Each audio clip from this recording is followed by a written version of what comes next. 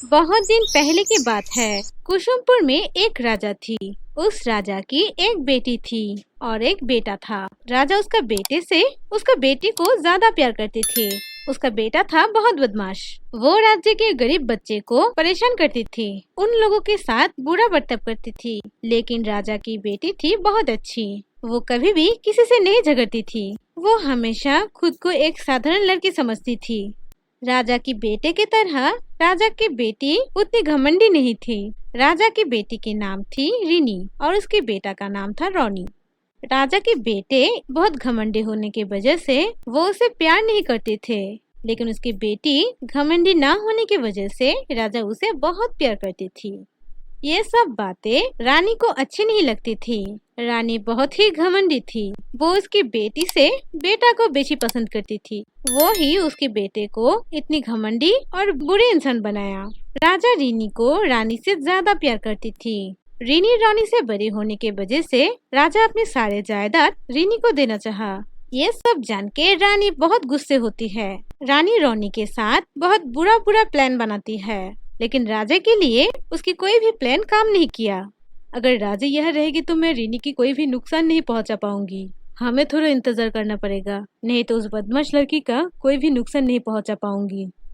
आपने ठीक कहा माँ। रीनी पापा की सिर पर उठने की पहले हमें कुछ करना पड़ेगा। एक दिन राजा कुछ काम के वजह से पड़ोस के राज्य में गया। तभी रानी रीनी को पुकारती है और कहती है, यह लड़की पूरे दिन और तेरा कोई काम नहीं है, सिर्फ पापा के सर पर चढ़ के बैठी है।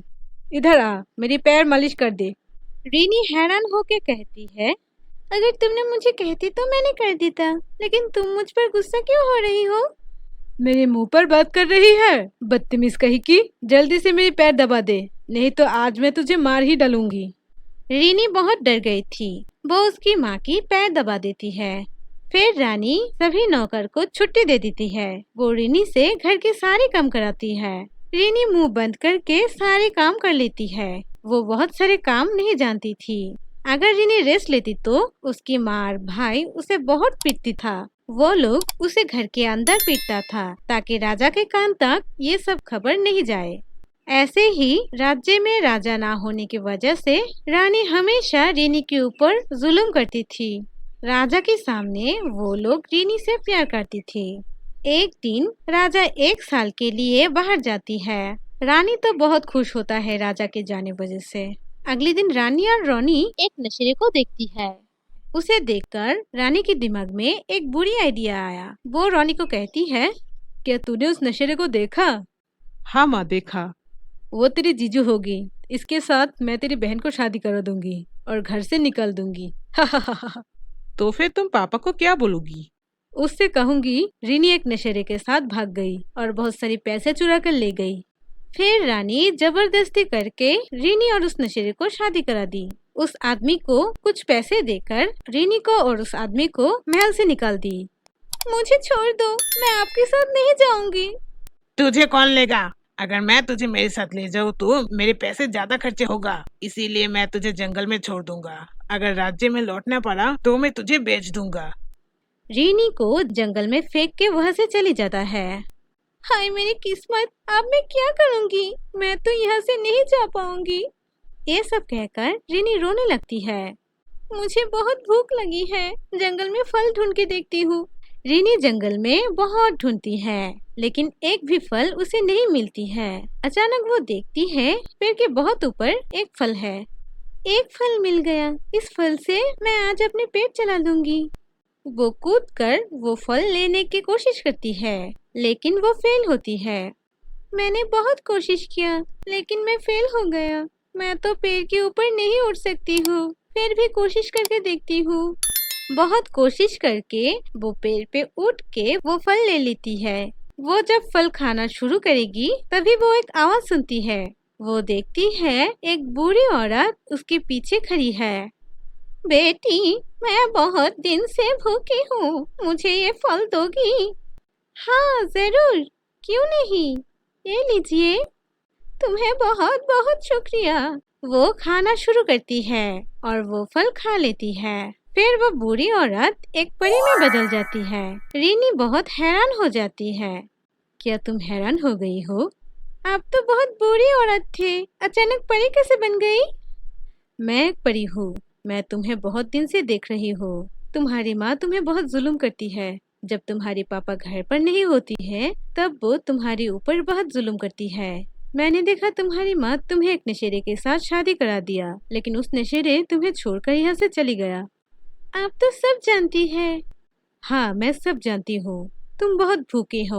तुम बहुत मुश्किल से इस फल को तोड़ा और उस फल तुमने मुझे दे दिया। तुम बहुत अच्छी लड़की हो। मैं तुम्हें एक चक्की देती हूँ। मैं चक्की से क्या करूँगी? मेरे पास घर नहीं है। मैं इसे कहाँ रखूँगी? तुम्हें सब मिलेगी। अगर तुम इस चक्की को बाएं तरफ घुराओगी तो तुम्हें एक सोने की लहंगा मिलेगी। उस लहंगे पहनने पर तुम बूढ़े इंसान को हेल्प कर पाओगी और बहुत ज्ञानी हो जाओगी। और यदि तुम इस चक्की को दाएं तरफ घुराओगी तो तुम्हें एक हीरे की लहंगा मिलेगी। उस लहंगा पहनने पर तुम बहुत सुंदर हो जाओगी और तुम्हें बहुत सारी दौलत मिलेगी। अब तुम्हारी मर्जी, तुम क्या लोगी? मैं सोने की लहंगा लूंगी। अगर मैं ऐसी करूंगी तो मैं ज्ञानी हो जाऊंगी। दौलत से ज्ञान की कीमत ज्यादा होती है। दौलत कुछ दिन में खत्म हो जाती है, लेकिन ज्ञान कभी नहीं खत्म होती है। और मैं बूढ़े लोगों को हेल्प करना चाहती हूँ। वाह, तुम बहुत अच्छी लड़की हो। अब इस चक्की को बाएं तरफ घुराओ। जीनी उस चक्के को बाएं तरफ घुराती है और उसे एक सोने की लहंगा मिल जाती है। वो उस लहंगा को पहनती है। कुछ ही समय पर वो बहुत सुंदर हो जाती है और उसके पास बहुत दौलत चली आती है। रीनी बहुत खुश होती है और वो फील करती है वो बहुत ज्ञानी हो गई है। रीनी परी को धन्यवाद दिया। कुछ दिन के अंदर वो बहुत बड़ी घर तैयार करती है। वहाँ वो बहुत पढ़ती थी और बूढ़े इंसान को हेल्प करती थी। वो एक दिन गाड़ी लेके रास्ते में चल रही थी। अचानक वो इसकी माँ और भाई को देखा। तुम लोग यहाँ क्या कर रही हो? रानी और रॉनी रीनी को देख के नहीं पहचाना। तुम कौन हो?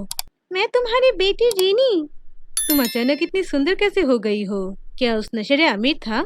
नहीं, उस आदमी मुझे जंगल में फेंक के चली गई थी। फिर तुम्हें इतनी महंगी गाड़ी और कपड़े कहाँ से मिली और इतनी सुंदर कैसे हो गई? दिमाग से माँ।